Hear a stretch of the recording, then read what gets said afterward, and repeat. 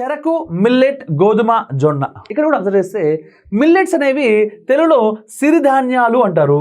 కొంతమంది ఒరిజినల్గా అయితే దీన్ని సిరిధాన్యాలు అనకూడదమ్మా, ఏమనాలమ్మా, చిరుధాన్యాలు అనాలి.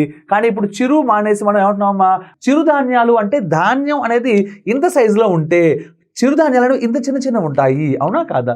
సిరిధాన్యాలను ఎందుకు పేరు పెట్టారంటే ఇవి తింటే అది మనకి ఆరోగ్యానికి చాలా మంచి సిరి అని ఒక రకంగా అయితే, దీంతో వ్యాపారం చేస్తే మామూలు ధాన్యాల కన్నా చాలా రెట్లు అధిక లాభం వస్తుంది అనే ఉద్దేశంతో రెండు అన్ని రకాలుగా కూడా సిరిధాన్యాలు అనేది యాప్ట్ కాబట్టి ఇప్పుడు మంచి ఫామ్లో ఉన్నది ఏంటంటే మిల్లెట్స్ అమ్మ.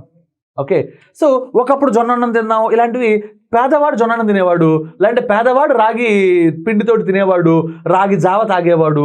సో పేదవాడు కొర్రలు సామలు తినేవాడు, ఇప్పుడు డబ్బున్నవాడు కొర్రలు సామలు తింటున్నాడు, ఎందుకంటే అవి సిరిధాన్యాలు కాబట్టి.